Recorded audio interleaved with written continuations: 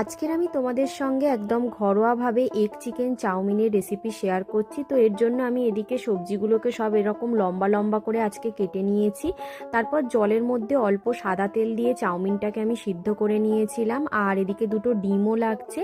আর এদিকে আমি চিকেনের মধ্যে অল্প একটুখানি আদা রসুন বাটা, লাল লঙ্কার গুঁড়ো, গরম মশলার গুঁড়ো, নুন দিয়ে ম্যারিনেট করে রেখেছিলাম, সেটাই তেলের মধ্যে ফার্স্টে ফ্রাই করে নিয়েছি।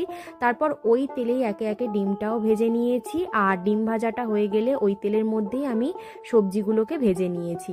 তারপর এর মধ্যে দিয়ে দিলাম চাউমিন, অল্প একটু নুন, অল্প গোলমরিচের গুঁড়ো আর সয়া সস। তারপর কিন্তু এটাকে অফ ক্যামেরাতে খুব ভালোভাবে আমি মিক্স করে নিয়েছি। ভালোভাবে মিক্স করা হয়ে গেলে এর মধ্যে দিয়ে দিচ্ছি ভেজে রাখা চিকেনের টুকরো আর ডিমের যে ভাজাটা করে রেখেছিলাম ওটা। তো তৈরি হয়ে গেল একদম ঘরোয়াভাবে এগ চিকেন চাউমিন। খেতে দারুণ হয়েছিল। বাড়িতে অবশ্যই তোমরা একবার এটাকে ট্রাই করো।